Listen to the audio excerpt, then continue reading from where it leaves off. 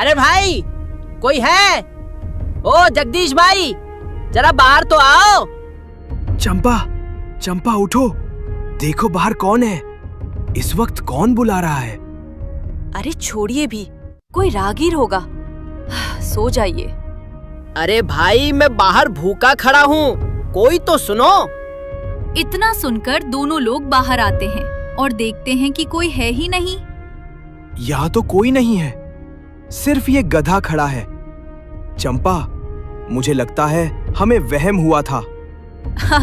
भला गधा थोड़ी ना बात करेगा, चलिए अंदर। अरे वहम नहीं हूँ मैं, साक्षात खड़ा हूँ और मैं ही बोल रहा हूँ। अरे बाप रे, भूत! भागो चंपा, ये गधा बोल रहा है। डरो मत, मैं भूत नहीं हूँ, बस बहुत भूखा हूँ। पहले मुझे कुछ खाने को दो। पेट में चूहे नहीं बल्कि हाथी दौड़ रहे हैं। खाना खिलाओगे तभी तो अपनी कहानी सुना पाऊंगा। जगदीश और चंपा डरते डरते उस गधे को घर के अंदर ले गए। चंपा ने हिम्मत जुटाई और रसोई से रोटियां और सब्जी की थाली सजाकर ले आई। गधे ने देखते ही देखते पूरी थाली साफ कर दी। मजा आ गया। चंपा बहन, तुम्हारे हाथ की रोटियों में तो जादू है। अब बताओ, तुम हो कौन और ये बोलना कैसे सीखा? दरअसल मैं कोई साधारण गधा नहीं हूँ, मैं एक जादुई गधा हूँ। मैं बहुत दूर एक तिलिस्मी घाटी से आया हूँ, लेकिन रास्ता भटक गया। कई दिनों से भूखा प्यासा भटक रहा था। जादुई गधा? हमें तो यकीन नहीं आता। कहीं तुम कोई मायावी राक्षस तो नहीं? नहीं भाई, मैं तो बस एक सीधा सादा काम करने वाला गधा हूँ। अगर तुम मुझे अपने पास रख लो तो मैं तुम्हारे घर के सारे काम कर दूंगा। बस मुझे समय पर खाना दे देना और प्यार से रखना। जगदीश अब भी सोच में पड़ा था कि इस गधे को घर में रखना सही होगा या नहीं। उसे लग रहा था कि कहीं ये कोई सपना तो नहीं। देखिए जी, ये जीव कितना लाचार है। बोलने वाला गधा है तो क्या हुआ, आखिर है तो भूखा ही, और इसने हमसे मदद मांगी है। धन्यवाद चंपा माँ। अब देखना भोलू आपकी जिंदगी कैसे बदलता है। अगली सुबह जगदीश खेत के लिए जाने लगा। चंपा, मैं खेत पर जा रहा हूँ। आज बहुत सारा काम बकाया है। मालिक, अकेले क्यों जा रहे हो? मुझे भी साथ ले चलो, मैं आपकी मदद करूँगा। अरे नहीं, तुम घर पर ही रहो। अगर गांव वालों ने तुम्हें बोलते हुए सुन लिया तो पूरे इलाके में हंगामा मच जाएगा। लोग तुम्हें देखने के लिए मेला लगा देंगे। मैं वादा करता हूँ मालिक, मैं फालतू नहीं बोलूँगा। बस आप मुझे अपने साथ ले चलिए। ठीक है, ले तो चलूंगा, पर एक शर्त है। रास्ता चलते किसी से बात मत करना। और हाँ, अगर खेत पर कोई आदमी दिख जाए तो बिल्कुल चुप रहना। अगर बहुत जरूरी हुआ तभी बात करना, वरना ढेंचू करके काम चला लेना। समझ गया मालिक। जब तक कोई इंसान पास होगा मैं सिर्फ एक साधारण गधा बनूंगा। जगदीश और भोलू खेत की ओर चल दिए।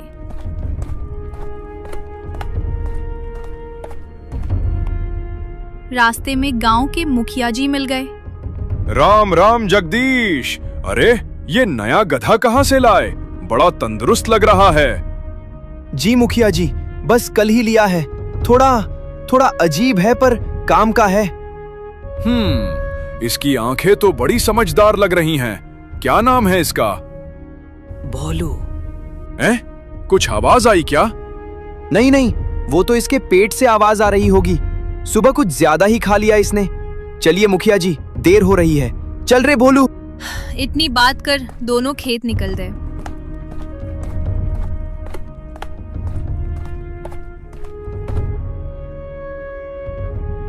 थोड़ी देर खेत में काम करने के बाद जगदीश थक गया था और फिर वो आराम करने लगा। खेत तो तैयार है, पर बीज कहाँ से लाऊंगा? घर में राशन खत्म होने वाला है। चंपा की साड़ी फट गई है और मुझ पर साहूकार का कर्ज भी है। हे भगवान, ये गरीबी कब खत्म होगी? मालिक, आप रो क्यों रहे हैं? क्या मेरे काम में कोई कमी रह गई? नहीं भोलू, तुम तो बहुत अच्छे हो, पर इंसान की जरूरतें बहुत बड़ी होती हैं। सिर्फ मेहनत से सब कुछ नहीं मिलता। किस्मत भी साथ देनी चाहिए। भोलू ने जगदीश की हालत देखी तो उसका दिल पसीज गया। उसने अपनी आंखें बंद की और अपनी गर्दन जोर से झटकी। अचानक हवा में एक सुनहरी चमक उठी और जगदीश के पैरों के पास अनाज से लबालब भरी एक बोरी प्रकट हो गई। ये अनाज कहाँ से आया? भोलू, ये क्या है? मालिक, यह आपकी ईमानदारी का फल है। मैं आपकी परेशानी देख नहीं सकता, लेकिन मेरी एक बात गांठ बांध लीजिए। कैसी बात भोलू? मैं आपकी रोजाना एक ख्वाहिश पूरी करूंगा, लेकिन याद रहे, आपको सिर्फ अपनी आवश्यकताओं के लिए ही मांगना है, लालच के लिए नहीं। और सबसे जरूरी बात, ये राज सिर्फ आपके, मेरे और चंपा माँ के बीच रहना चाहिए। अगर किसी तीसरे को पता चला तो मेरा जादू खत्म हो जाएगा और मैं हमेशा के लिए चला जाऊंगा। मैं वादा करता हूँ भोलू, मैं लालच कभी नहीं करूंगा और ये बात किसी को नहीं बताऊंगा। तुमने तो मेरा जीवन ही धन्य कर दिया।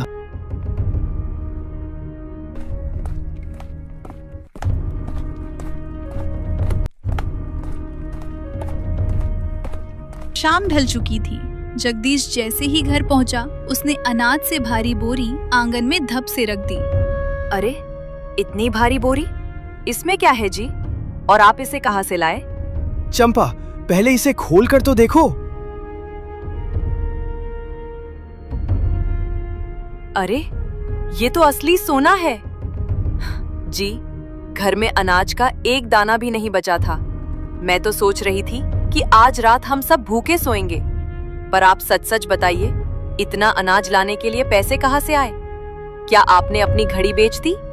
नहीं चंपा, अब वक्त आ गया है कि मैं तुम्हें सब सच बता दूं। ये अनाज न मैंने खरीदा है, न किसी ने दान दिया है। ये सब हमारे भोलू का चमत्कार है। क्या? भोलू ने? पर ये कैसे मुमकिन है? हाँ माँ, ये सच है। मैंने ही अपनी जादुई शक्ति से इसे प्रकट किया है। चंपा, भोलू कोई साधारण गधा नहीं है। उसने मुझसे कहा है कि वो हमारी हर रोज एक जरूरत पूरी करेगा, लेकिन उसने एक सख्त शर्त रखी है, हमें कभी लालच नहीं करना है और ये बात गांव के किसी भी तीसरे बंदे को पता नहीं चलनी चाहिए। अगर किसी को पता चला तो भोलू हमें छोड़कर हमेशा के लिए चला जाएगा। ओ मेरे प्यारे भोलू, तू तो साक्षात भगवान का रूप बनकर आया है। हम बहुत गरीब हैं, पर लालची नहीं। मैं कसम खाती हूँ, अपनी आखिरी सांस तक ये राज अपने सीने में दबा कर रखूंगी। बस माँ, आप खुश रहिए। अब आप रात का खाना बनाइए, मुझे भी बहुत भूख लगी है। वे सभी खाना खाकर सो जाते हैं। अगली सुबह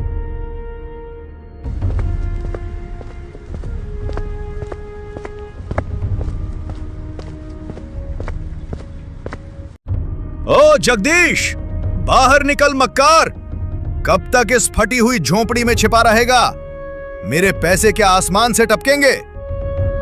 लाला जी, राम राम। आप इतनी सुबह? राम राम को मार गोली, सीधे मुद्दे की बात कर। मेरे 5,000 रुपए ब्याज समेत अभी के अभी निकाल, वरना ये मेरे दोनों पहलवान तेरे घर की एक एक ईंट उखाड़ लेंगे। लाला जी, आप तो जानते हैं फसल अभी बिकी नहीं है। हम गरीब लोग कहां से लाएं इतने पैसे? थोड़ा रहम कीजिए।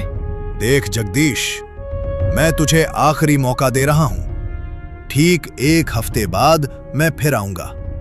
अगर तब पैसे नहीं मिले तो ये घर और खेत मेरा होगा। चल रे कालिया।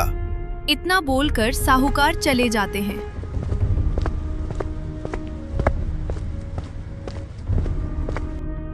चंपा, अब क्या होगा?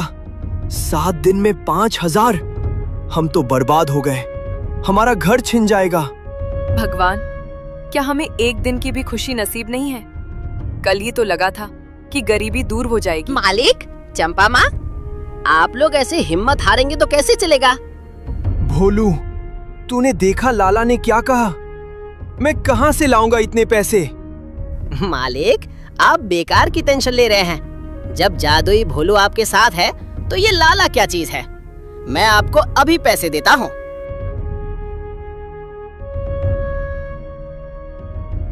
अरे, ये तो नोटों की गड्डियां हैं। पूरे 5,000। और कुछ ऊपर भी। भोलू बेटा, इतने सारे पैसे कहाँ से आए? अब देर मत कीजिए मालिक, जल्दी जाइए और उस लाला का मुंह इन पैसों से बंद करके आइए। अपनी इज्जत बचाइए, पर याद रहे किसी को मेरा सच मत बताइएगा। मैं अभी गया और अभी आया भोलू। तूने आज हमारा घर बचा लिया। वो पैसे लेकर तुरंत साहूकार के घर की तरफ निकल पड़ता है। क्यों रे जगदीश, अभी तो 2 घंटे भी नहीं हुए और तू यहाँ फिर से मुंह उठाकर आ गया? क्या हाथ जोड़कर और मोहलत मांगने आया है? याद रख, पहलवानों के हाथ खुजला रहे हैं। नहीं लाला जी, मोहलत मांगने नहीं, आपका हिसाब चुकता करने आया हूँ। ये लीजिए, आपके पूरे 5,000 रुपए और ऊपर का ब्याज भी। क्या? 5,000 रुपए? अबे ओ, कहीं बैंक तो नहीं लूट लिया तूने, या किसी का खून करके आया है? कैसी बातें करते हैं लाला जी, मैं भला ऐसा काम क्यों करूंगा? बस इंतजाम हो गया। आप पैसे गिन लीजिए और मेरी जमीन के कागज वापस कर दीजिए। लाला जी, ये तो बिल्कुल नए नोट हैं, कड़क, जैसे अभी अभी मशीन से छपे हों। जगदीश, तू मुझे पागल समझता है? कल शाम तक तेरे घर में चूल्हा जलने की हिम्मत नहीं थी। तेरी पत्नी चंपा पड़ोसी से उधार मांग रही थी और आज अचानक तू 5,000 की गड्डियां लेकर खड़ा है। सच सच बता, ये माया कहां से आई? वो लाला जी, शहर में मेरा एक बचपन का दोस्त है, करोड़ीमल। हाँ, करोड़ीमल बहुत बड़ा व्यापारी है। करोड़ीमल? 60 साल से इसी गांव में बैठा हूं, आज तक तेरे किसी शहर वाले दोस्त का नाम नहीं सुना।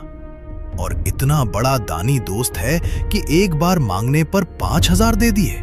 जी लाला जी, दरअसल वो बहुत दिनों से विदेश में था। आज सुबह ही लौटा तो मुझे बस स्टैंड पर मिल गया। मेरी हालत देखकर उसका दिल पसीज गया और उसने फौरन मदद कर दी। आखिर दोस्ती भी तो कोई चीज होती है। दोस्ती? बड़ी अच्छी किस्मत पाई है तूने। ले, ये पकड़ अपनी रसीद और कागज। तेरा हिसाब आज से बराबर। धन्यवाद लाला जी, राम राम। वो पैसे देकर तुरंत घर की तरफ भागा। उसे लगा कि वो बच गया, लेकिन लाला धनीराम की गिद्ध जैसी आंखें उसके पीछे लगी थीं।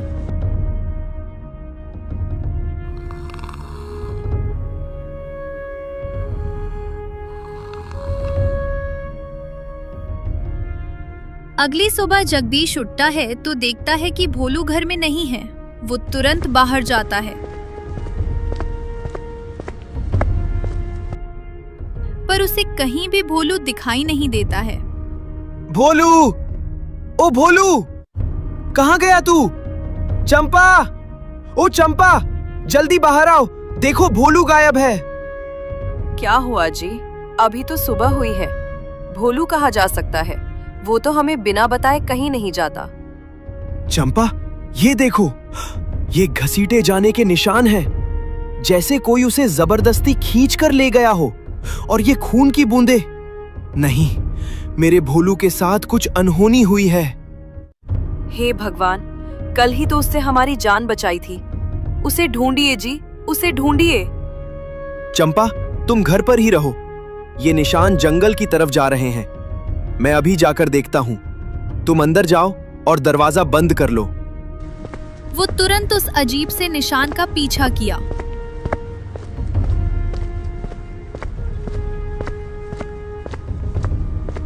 और फिर पीछा करते करते वो एक भयानक जंगल में पहुंच गया है। उसका शरीर गहरे घावों से भरा था, जैसे किसी जंगली जानवर या शैतानी ताकतों ने उस पर हमला किया हो। वो हिलडुल नहीं रहा था। भोलू, नहीं, ये नहीं हो सकता। उठ भोलू, आंखें खोल भाई। तू तो जादुई था ना, फिर तुझे क्या हो गया?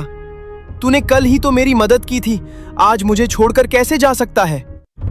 भगवान, मुझ गरीब की खुशी आपको बर्दाश्त नहीं हुई। वो तेज तेज से रो रहा था और तभी उसके पास से एक साधु गुजर रहे थे। इस तरह जगदीश को रोते हुए देख वो तुरंत उसके पास गया और बोला, पुत्र, इस नश्वर संसार में मोह ही दुख का कारण है। जो आया है उसे जाना ही होगा। क्यों एक पशु के लिए अपना गला फाड़ रहे हो? महाराज, ये सिर्फ पशु नहीं है, ये मेरा बेटा है, मेरा रक्षक है। इसके बिना मैं और मेरी पत्नी मर जाएंगे। आप सिद्ध पुरुष लगते हैं, कृपा करके इसे ठीक कर दीजिए। अपना सारा जादू, सारी शक्तियां लगा दीजिए महाराज। ये कोई साधारण जीव नहीं है। इस पर किसी पिशाचनी शक्ति का प्रहार हुआ है। मैं इसे जीवन दान तो दे सकता हूं, लेकिन मेरी शर्तें कठिन है। आप जो कहेंगे मैं वो करूंगा, बस इसे जीवित कर दीजिए। ध्यान से सुनो। मैं अपनी योग विद्या से इसे केवल 1 हफ्ते के लिए पुनर्जीवित कर सकता हूं। 7वें दिन की सूर्यास्त तक इसकी सांसें फिर थम जाएंगी। सिर्फ 1 हफ्ता? क्या कोई ऐसा रास्ता नहीं कि ये हमेशा के लिए ठीक हो जाए? रास्ता है, पर वो मौत के दरवाजे से होकर गुजरता है। यहां से 3 कोस दूर पिशाचनी जंगल है। उस जंगल के बीचों बीच अमरकुंड नाम का एक तालाब है। अगर तुम 7 दिनों के भीतर उस तालाब का जल लाकर इसे पिला दो तो ये पूर्णतः स्वस्थ और दीर्घायु हो जाएगा। पिशाचनी जंगल? लोग कहते हैं वहां से आज तक कोई जिंदा वापस नहीं आया। सत्य कहा। वहां मायावी शक्तियां तुम्हारा रास्ता रोकेंगी। क्या तुम अपने इस मित्र के लिए अपनी जान जोखिम में डालोगे? हाँ महाराज, मैं जाऊंगा। भोलू ने मेरे लिए अपना सब कुछ दांव पर लगा दिया। मैं उसके लिए जान भी दे सकता हूं। ठीक है, पर मेरी सबसे बड़ी शर्त याद रखना। भोलू को यह पता नहीं चलना चाहिए कि वो मर गया था और मैंने उसे दोबारा जीवित किया है। अगर उसे अपनी मृत्यु का आभास हुआ या किसी ने उसे सच बताया तो उसी क्षण वो पत्थर बन जाएगा और फिर कोई शक्ति उसे नहीं बचा पाएगी। मैं वचन देता हूं महाराज, मैं उसे कुछ नहीं बताऊंगा। साधु बाबा एक मंत्र मन में बुदबुदाते हैं। तभी भोलू के ऊपर एक प्रकाश होता है और वो पूरी तरह ठीक हो जाता है और साधु बाबा वहां से चले जाते हैं। मालिक, मैं यहाँ जंगल में कैसे आ गया? मुझे ऐसा लग रहा है जैसे मैं बहुत गहरी और अजीब नींद सो रहा था। मेरा सिर थोड़ा भारी है। अरे कुछ नहीं भोलू, तू नींद में चलते चलते यहाँ आ गया था। मैं तुझे ढूंढते हुए आया तो देखा तू सोया हुआ है। चल घर चल, चंपा तेरा इंतजार कर रही है। नींद में चलते हुए? अजीब बात है। पर मालिक, आप रो क्यों रहे हैं? अरे कहां, आंखों में धूल चली गई थी। चल अब जल्दी घर चल। आज मुझे एक जरूरी काम से पिशाचनी जंगल की तरफ जाना है। पिशाचनी जंगल? वहां क्यों मालिक? वहां तो खतरा है। बस एक जड़ी बूटी लानी है। तू चिंता मत कर, तू बस घर पर रह और अपना ख्याल रख।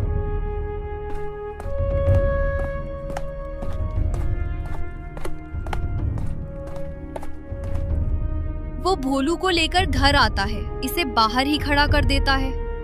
भोलू, तू यहीं रुक, मैं जरा हाथ मुंह धोकर आता हूँ और चंपा से कह देता हूँ कि तेरे लिए कुछ खाने को बना दे। जी मालिक, मुझे भी बड़ी जोर की भूख लगी है। जगदीश भागकर अंदर गया। क्या हुआ जी? आप ऐसे क्यों देख रहे हैं? भोलू तो ठीक है ना? चंपा, मेरी बात कान खोलकर सुनो। हमारे पास समय बहुत कम है। भोलू असल में मर गया था। क्या? ये आप क्या कह रहे हैं? चुप, जोर से मत बोलो। एक साधु महाराज ने उसे सिर्फ 1 हफ्ते के लिए पुनर्जीवित किया है। अगर 7 दिन के अंदर मैं पिशाचनी जंगल से अमरकुंड का जल लाकर उसे नहीं पिलाता तो वो हमेशा के लिए हमें छोड़ जाएगा। पिशाचनी जंगल? पर वहां से तो कोई लौटकर नहीं आता। मैं आपको नहीं जाने दूंगी। चंपा, भोलू ने हमारी इज्जत बचाई, हमें भूख से बचाया। क्या मैं उसके लिए इतना भी नहीं कर सकता? लेकिन साधु बाबा चाहिए कि वो मर चुका है, वरना वो तुरंत पत्थर बन जाएगा। तो हम क्या करेंगे? वो तो आपके साथ जाने की जिद करेगा। यही समझाने आया हूं। हम उसे कहेंगे कि तुम बहुत बीमार हो और तुम्हें ठीक करने के लिए मुझे पिशाचनी जंगल से एक दुर्लभ जड़ी बूटी लानी है। जब वो ये सुनेगा कि तुम्हारी जान खतरे में है तो वो खुशी खुशी मुझे वहां जाने देगा और घर पर तुम्हारी रक्षा करेगा। हमें ये नाटक करना ही होगा चंपा। ठीक है जी, अगर उसकी जान बचाने का यही रास्ता है तो मैं तैयार हूँ। जगदीश और चंपा बाहर आते हैं। चंपा माँ, आपको क्या हुआ? आप इतनी पीली क्यों दिख रही हैं? भोलू, बहुत बुरा हुआ। जब मैं तुझे ढूंढने जंगल गया था, पीछे से चंपा को एक जहरीले कीड़े ने काट लिया। इसकी हालत बिगड़ती जा रही है। क्या? माँ, ठहरो, मैं अभी अपनी जादुई शक्ति से। नहीं भोलू, इस जहर पर तुम्हारा जादू काम नहीं करेगा। साधु महाराज ने कहा है कि इसके लिए पिशाचनी जंगल की नीलकमल जड़ी बूटी ही चाहिए। मुझे। पिशाचनी जंगल? मालिक, वो जगह मौत का कुआं है। मैं आपके साथ चलता हूँ, मैं आपकी रक्षा करूंगा। नहीं भोलू, अगर तू मेरे साथ गया तो घर पर चंपा की देखभाल कौन करेगा? अगर रात में इसकी तबीयत और बिगड़ी तो इसे पानी कौन पिलाएगा? तुझे यहीं रहकर इसकी रक्षा करनी होगी। क्या तू मेरे लिए इतना नहीं कर सकता? नहीं मालिक, ये नहीं हो सकता। आप अकेले उस नरक में कदम नहीं रखेंगे। पिशाचनी जंगल कोई मामूली जगह नहीं है। वहाँ पेड़ भी रास्ता बदलते हैं और हवाएं भी जान लेती हैं। मैं आपके साथ चलूंगा। भोलू, बात को समझ। चंपा की हालत देख। अगर इसे कुछ हो गया तो मैं खुद को कभी माफ नहीं कर पाऊंगा। तुझे इसकी सुरक्षा के लिए यहाँ रुकना ही होगा। मालिक, आप चंपा माँ का बहाना बना रहे हैं। मुझे लग रहा है कि आप मुझसे कुछ छुपा रहे हैं। और अगर माँ बीमार है तो मैं अपनी जादुई गति से जाकर जड़ी बूटी ला सकता हूँ। आप मुझे क्यों रोकना चाहते हैं? नहीं, वहाँ जादू काम नहीं करता। साधु बाबा ने कहा था कि पिशाचनी जंगल में जादू करने वाले की शक्ति उल्टी पड़ जाती है। इसलिए सिर्फ एक साधारण इंसान ही वहां जा सकता है। तो फिर तो आपका जाना और भी खतरनाक है।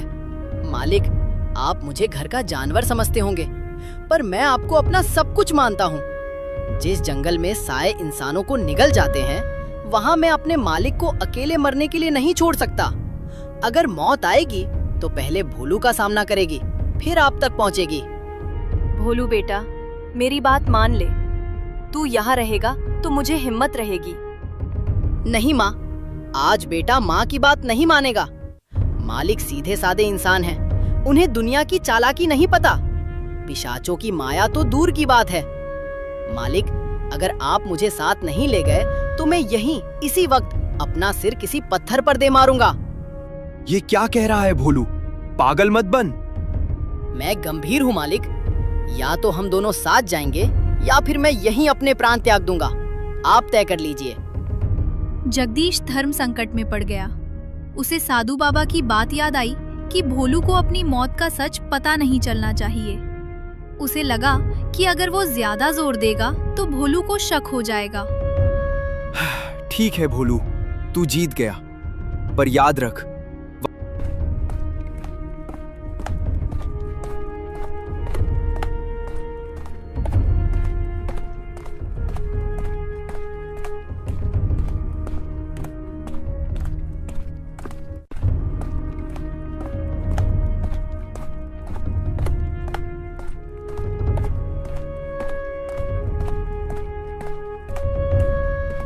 चलते 2 दिन बीत गए। अब वे दोनों पिशाचनी जंगल में प्रवेश कर लिए। तभी उनके सामने एक नागिन प्रकट हुई। ठहरो राही, पिशाचनी जंगल में प्रवेश करना उतना ही कठिन है जितना अपनी परछाई को मुट्ठी में कैद करना। मैं यहाँ की पहरेदार हूँ। यहाँ से आगे सिर्फ वही जा सकता है जिसके पास बुद्धि और साहस दोनों हों। हे नागेश्वरी, हम बहुत संकट में हैं। हमें अमरकुंड तक जाना ही होगा। कृपा कर हमें मार्ग दे। मार्ग इतनी आसानी से नहीं मिलता मानव। तुम्हें मेरे 3 सवालों के सही उत्तर देने होंगे। अगर उत्तर सही हुए तो रास्ता खुल जाएगा, लेकिन अगर एक भी उत्तर गलत हुआ तो मेरा विष तुम्हें इसी क्षण राख कर देगा। क्या तुम तैयार हो? हमें मंजूर है देवी, आप सवाल पूछिए। तो सुनो मेरा पहला प्रश्न। वह क्या है जो देने से बढ़ता है और चुराने से कभी कम नहीं होता, जिसे कोई राजा छीन नहीं सकता और कोई आग जला नहीं सकती। देवी, इसका उत्तर है ज्ञान। शिक्षा और ज्ञान ही वह धन है जो बांटने से बढ़ता है और जिसे कोई चुरा नहीं सकता। सत्य कहा। अब दूसरा प्रश्न सुनो। वह कौन सी चीज है जो पैदा तो समुद्र में होती है लेकिन रहती हमेशा इंसानों के घर में है? इसके बिना राजा का भोजन भी बेस्वाद है और गरीब की थाली भी अधूरी। ये तो बहुत आसान है देवी। इसका उत्तर है नमक। उचित उत्तर। अब तीसरा और सबसे कठिन प्रश्न, जिसका उत्तर केवल वही दे सकता है जिसका हृदय सच्चा हो।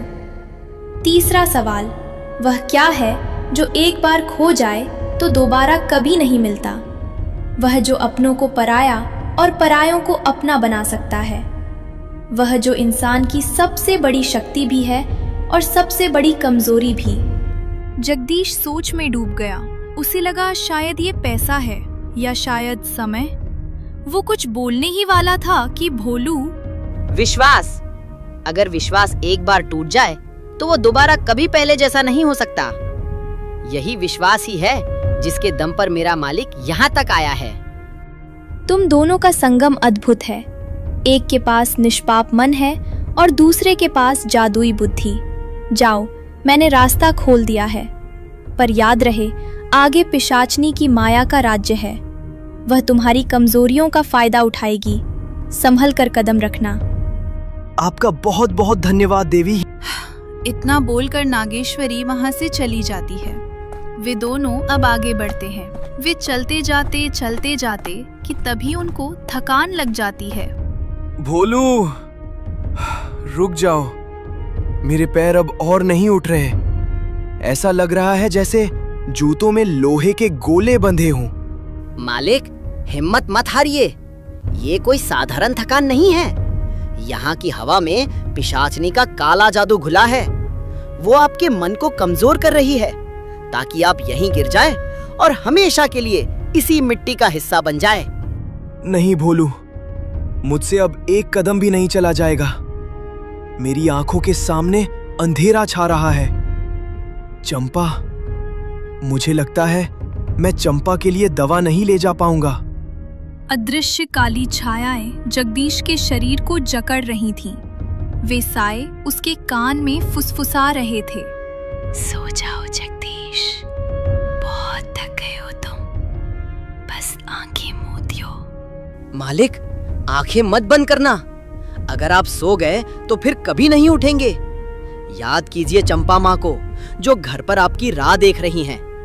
याद कीजिए उस जड़ी बूटी को जिसके बिना सब खत्म हो जाएगा। पर शरीर साथ नहीं दे रहा भोलू। ऐसा लगता है कोई मुझे पीछे खींच रहा है। मालिक, ये सब माया है। पिशाचनी आपकी ममता और आपकी थकान का फायदा उठा रही है। आप मेरा कान पकड़ लीजिए और उठिए। आपको चलना ही होगा। तुम सही कह रहे हो भोलू। मैं हार नहीं मान सकता। अगर मैं रुक गया तो चंपा का क्या होगा? चाहे ये काली शक्तियां मुझे कितना भी बांध ले, मेरे हौसले को नहीं बांध सकती। शाबाश मालिक, बस थोड़ा और। अमरकुंड अब ज्यादा दूर नहीं होगा। बस अपनी सोच को पवित्र रखिए। ये साए अपने आप दूर हो जाएंगे। चलो भोलू, मैं तैयार हूं। जब तक सांस है मैं कदम बढ़ाता रहूंगा।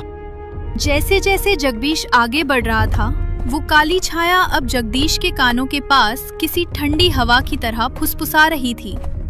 क्यों इतनी तकलीफ उठा रहे हो जगदीश? देखो अपने पैरों को, खून रिस रहा है। किसके लिए मर रहे हो? उस चंपा के लिए जो गरीबी में पूरी हो चुकी है। नहीं, चुप हो जाओ। मुझे नहीं सुनना। मुझे कुछ नहीं चाहिए। मालिक, क्या हुआ? आप रुक क्यों गए? हम अमरकुंड के बहुत करीब हैं। हिम्मत मत हारिए। भोलू, मुझे बहुत अजीब आवाजें सुनाई दे रही है। कोई औरत मेरे कान में फुसफुसा रही है। वो मुझे राजा बनने का लालच दे रही है। भोलू, मालिक, शांत हो जाइए। यहाँ कोई नहीं है। ये पिशाचनी की ध्वनि माया है। वो आपके मन के सबसे गहरे डर को पकड़ रही है। वो क्या कह रही है उस पर ध्यान मत दीजिए। कैसे ध्यान न दूं भोलू? उसकी आवाज बिजली की तरह मेरे दिमाग में कौंध रही है। वो कह रही है कि चंपा को भूल जाओ, गरीबी को भूल जाओ। वो मुझसे शादी करने की बात कर रही है। वो बहुत डरावनी है भोलू। वो मुझे जकड़ रही है। देख जगदीश, तेरा ये गधा कितना चालाक है। तुझे रोक रहा है ताकि तू गुलाम बना रहे। बोल दे इसे सच। बोल दे कि इसकी जान एक साधु की उधारी है। बोल और आजाद हो जा। भोलू, वो आवाज फिर कह रही है कि मैं तुम्हें सच बता दूं। मुझे बहुत डर लग रहा है, कहीं मेरे मुंह से कुछ निकल न जाए। मुझे बचा लो भोलू। मालिक, मेरी आंखों में देखिए। पिशाचनी को आप तभी सुनाई देंगे जब आप कमजोर पड़ेंगे। नहीं, नहीं भोलू। मेरा घर, मेरी चंपा, उससे बढ़कर कुछ नहीं है। जगदीश को मानसिक रूप से टूटते देख भोलू का धैर्य जवाब दे गया। बहुत हुई ये लुका छिपी। ऐ नीच मायावी, सामने आ। कब तक हवाओं में छिपकर वार करेगी? अगर साहस है तो मेरे सामने आकर बात कर। एक अदना सा जानवर मुझे ललकार रहा है। क्या तुझे अपनी और अपने इस मालिक की जान प्यारी नहीं है? मैं चाहूं तो एक पल में तुम दोनों की हड्डियां चबा जाऊं। तू मुझे डराने की कोशिश मत कर। तू जानती है कि मेरे पास जादुई शक्तियां हैं। अगर मैंने अपनी पूरी शक्ति का इस्तेमाल किया तो तेरा ये जंगल और तेरी ये काली माया राख बन जाएगी। लेकिन मैं यहाँ युद्ध करने नहीं, अपने मालिक के लिए आया हूँ। शक्तियाँ? हाँ, तेरे पास शक्तियाँ तो हैं, पर क्या तू उन्हें अपने मालिक पर चलाएगा? देख इसे, ये डर से कांप रहा है। ओ जगदीश, क्या तू चाहता है कि मैं इसे इसका असली सच बता दूं? क्या तू चाहता है कि मैं इसे बता दूं कि ये मर चुका था और... नहीं, रुक जाओ, चुप हो जाओ। जगदीश को पता था कि अगर डायन ने सच बोल दिया तो भोलू उसी वक्त पत्थर बन जाएगा। जगदीश ने एक बड़ा फैसला लिया। डायन, तुझे शिकार चाहिए ना? तुझे मेरा मांस चाहिए? ठीक है, मैं तुझे वचन देता हूँ। बस मुझे थोड़ा वक्त दे। मुझे यहाँ से अमरकुंड का जल ले जाने दे ताकि मैं अपनी पत्नी की जान बचा सकूं। जैसे ही वो ठीक हो जाएगी, मैं खुद लौट कर तेरे पास आऊंगा। तू मुझे अपना निवाला बना लेना। नहीं मालिक, आप ये क्या कह रहे हैं? मैं इसे अभी मार डालूंगा। नहीं भोलू, ये समझौता है। क्या तुझे मंजूर है? इंसानों के वादों पर मुझे यकीन नहीं। अगर तू वापस नहीं आया तो? मैं अपनी पत्नी चंपा की कसम खाता हूँ, मैं जरूर लौटूंगा। बस मुझे चंपा को बचाने दे।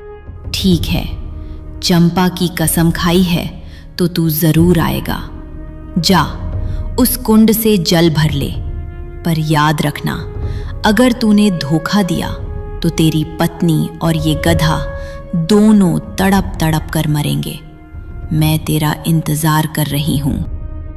वे इतना बात कर आगे जाते हैं और वे उस अमर कुंड के पास पहुंच जाते हैं। भोलू, देखो, वो रहा नीलकमल। मुझे तैरना नहीं आता भाई, और चंपा की जान के लिए वो फूल और इस कुंड का जल बहुत जरूरी है। क्या तुम जाकर उसे ला सकते हो? आप चिंता मत कीजिए मालिक, मैं अभी गया और अभी आया। भोलू जैसे ही ठंडे और जादुई अमरकुंड के पानी में उतरा, एक चमत्कार हुआ। वो जल साधारण नहीं था, वो स्मृतियों को जीवित करने वाला जल था। जैसे ही भोलू ने पानी पिया और उसकी बूंदें उसके शरीर पर लगी, उसके दिमाग में बिजली सी कौंधी। ये दृश्य कैसा है? मुझे सब याद आ रहा है। मालिक, आप मुझसे झूठ बोल रहे थे। चंपा माँ बीमार नहीं है। मुझे सब याद आ गया। उस रात साहूकार धनीराम अपने पहलवानों के साथ हमारे घर आया था। वे आपको मारने के लिए चिल्ला रहे थे। आप सो रहे थे, इसलिए मैंने उन्हें ललकारा और उन्हें घर से दूर जंगल की तरफ खींच ले गया ताकि आप सुरक्षित रहें। भोलू, मेरी बात सुन। उन जालिमों ने मुझे चारों तरफ से घेर लिया था। उन्होंने मुझ पर लाठियों से तब तक वार किया जब तक मेरी सांसें नहीं थम गई। मालिक, मैं तो मर चुका था ना। उस रात अंधेरे में मेरा शरीर बेजान हो गया था। फिर मैं यहाँ जीवित कैसे हूँ? जगदीश के पैरों तले जमीन खिसक गई। साधु बाबा की चेतावनी उसके कानों में गूंजने लगी। अगर उसे अपनी मृत्यु का आभास हुआ तो वो उसी क्षण पत्थर बन जाएगा। नहीं भोलू, ये सब भ्रम है। वो पिशाचनी का जादू है जो तुम्हें गलत यादें दे रहा है। तुम मरे नहीं थे, तुम बस बेहोश थे। मेरी तरफ देखो भोलू, नील कमल तोड़ो और बाहर आओ। मेरी बात का यकीन करो। नहीं मालिक, ये भ्रम नहीं है। अमरकुंड का जल झूठ नहीं बोलता।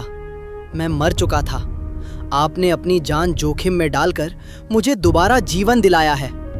पर अब मुझे समझ आ रहा है कि मेरा शरीर भारी क्यों हो रहा है। भोलू के पैर धीरे धीरे सख्त होने लगे। जादुई जल के प्रभाव और सच के पता चलने के कारण साधु का श्राप शर्त काम करने लगी थी। भोलू का निचला हिस्सा पत्थर में बदलने लगा था। भोलू, नहीं, मेरी बात सुनो। पत्थर मत बनो। मैं तुम्हें खोना नहीं चाहता। मालिक, रोइए मत। मैंने अपनी जान देकर आपका कर्ज उतारा था और आपने अपनी जान दांव पर लगाकर मुझे 7 दिन की जिंदगी दी। अब मुझे समझ आया कि आपने उस डायन से क्या वादा किया है। आप मेरे लिए अपनी जान नहीं देंगे। जल्दी से जल भरिए और घर जाइए। जगदीश की आंखों के सामने भोलू का जादुई शरीर धीरे धीरे धूसर पत्थर में बदल गया। नहीं भोलू, तू मुझे ऐसे छोड़कर नहीं जा सकता। मैंने तुझे बचाने के लिए अपनी जान का सौदा किया था, पर तू तो पत्थर बन गया। अब मैं घर जाकर चंपा को क्या मुंह दिखाऊंगा? हे ईश्वर, ये कैसी परीक्षा है? जगदीश पूरी तरह टूट चुका था। उसने हार मान ली और भारी कदमों से सिर झुकाए वापस जंगल के रास्ते लौटने लगा। उसके मन में रह रहकर भोलू की बातें गूंज रही थीं। तभी सन्नाटे को चीरती हुई एक जानी पहचानी आवाज आई। अरे मालिक, इतनी जल्दी हार मान ली? अपने इस बुद्धू गधे को यही पत्थर बना छोड़ के जा रहे हो क्या? जगदीश बिजली की फुर्ती से पीछे मुड़ा। उसकी आंखें फटी की फटी रह गईं। पत्थर की वो मूरत गायब थी और उसकी जगह भोलू खड़ा था। भोलू, तू वापस आ गया? तू तो पत्थर बन गया था। क्या ये फिर से पिशाचनी की कोई माया है? नहीं मालिक, ये माया नहीं, अमरकुंड का असली चमत्कार है। साधु बाबा की शर्त थी कि सच जानते ही मैं पत्थर बन जाऊंगा, और मैं बन भी गया था। लेकिन आपने मेरे लिए अपनी जान का सौदा किया और निस्वार्थ प्रेम दिखाया। उस सच्चे बलिदान ने पत्थर में भी जान फूंक दी। अब मैं हमेशा के लिए जिंदा हो गया हूँ, वो भी बिना किसी शर्त के। मेरे भोलू, तू जिंदा हो गया? मुझे यकीन नहीं हो रहा। अब हमें उस डायन के पास भी नहीं जाना होगा और ना ही मुझे मरना होगा। चलो, जल्दी चलो, चंपा हमारा इंतजार कर रही होगी। हाँ मालिक, चलिए। और अब तो मैं बाबा बन गया हूँ, मतलब जादुई शक्तियों वाला पक्का साथी। अब देखिए, दांव पहुंचकर हम उस लालची साहूकार की कैसी बैंड बजाते हैं। हाँ, बिल्कुल, चलो। वे इतनी बात कर घर वापस आते हैं।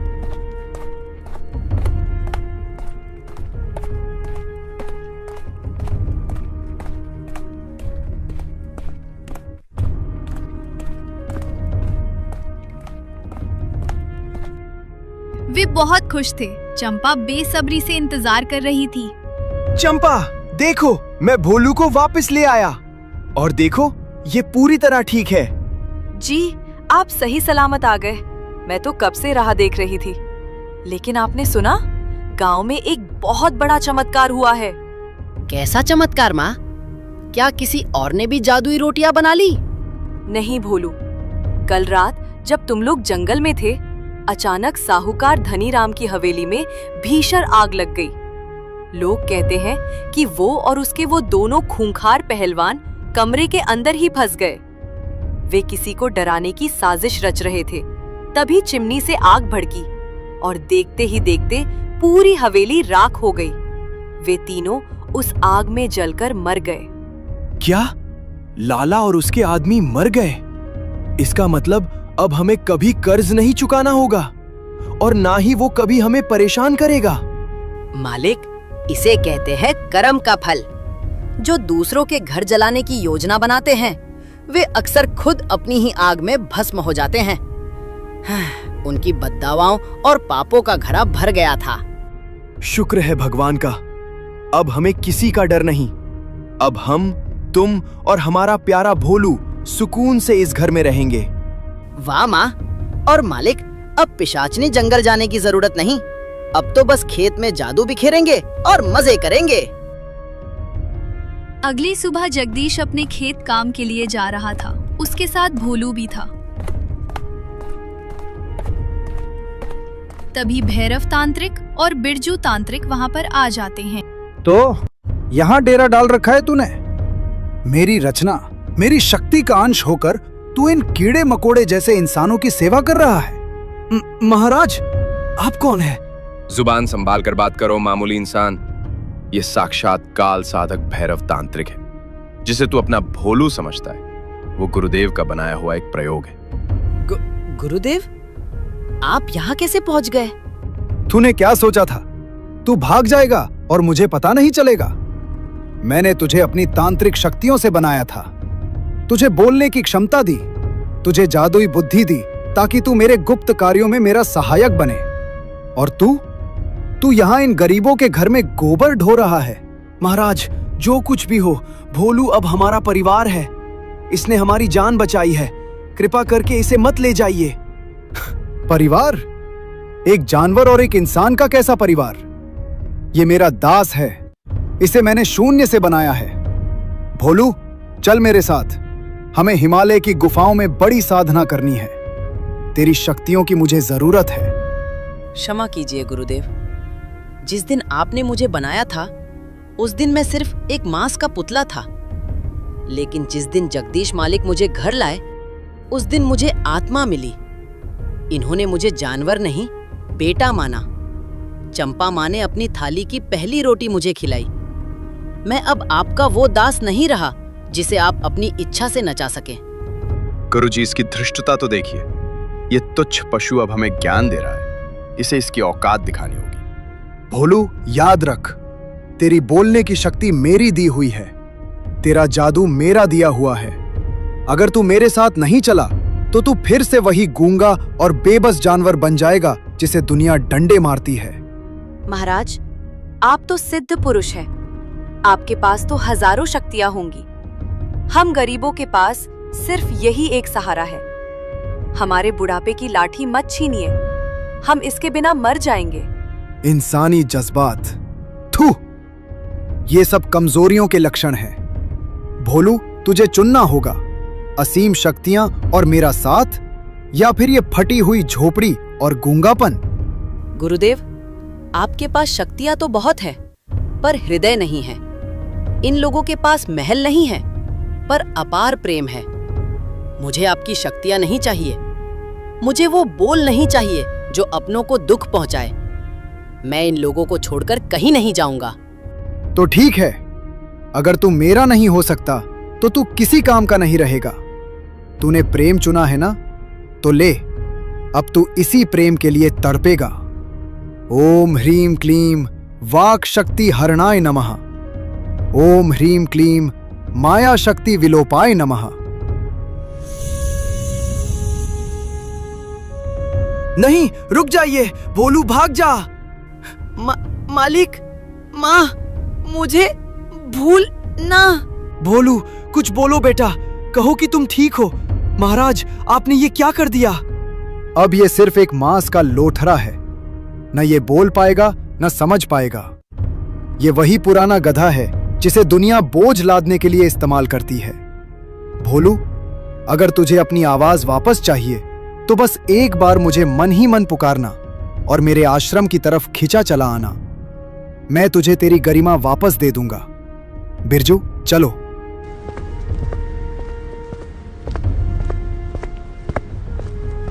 मेरे लाल, तूने हमारे लिए अपनी जुबान कुर्बान कर दी। तूने वो जादुई जिंदगी छोड़ दी ताकि तू हमारे पास रह सके। भोलू सुन, तू अब बोल नहीं सकता तो क्या हुआ? तूने जो बलिदान दिया है वो देवताओं से भी बड़ा है। तू अब काम नहीं करेगा, तू इस घर का राजा बनकर रहेगा। मैं मेहनत करूंगा, मैं मजदूरी करूंगा, पर तुझे कभी भूखा नहीं रहने दूंगा। तूने अपनी शक्ति दी है, मैं तुझे अपनी पूरी जिंदगी दूंगा। बुराई चाहे कितनी भी ताकतवर क्यों ना हो, सच्चाई और वफादारी के सामने उसे घुटने टेकने ही पड़ते हैं। जो दूसरों का बुरा चाहते हैं, उनका अंत भी बुरा ही होता है। मेरी कहानी अभी खत्म नहीं हुई है। मेरा जन्म एक साधारण पशु के रूप में नहीं, बल्कि एक श्राप के कारण हुआ था। भैरव तांत्रिक और मेरी शक्तियों के पीछे एक ऐसा खौफनाक राज छिपा है जिसे जानकर आपकी रूह कांप जाएगी। अगर आप जानना चाहते हैं मेरा असली इतिहास, कि मैं कौन था और भैरव तांत्रिक ने मेरे साथ क्या खेल खेला, तो बोलिए, क्या आप तैयार हैं? अगर हाँ, तो पार्ट 2 के लिए इस वीडियो को लाइक करें और चैनल को सब्सक्राइब करें। मिलते हैं अगली कड़ी में एक नए खुलासे के साथ।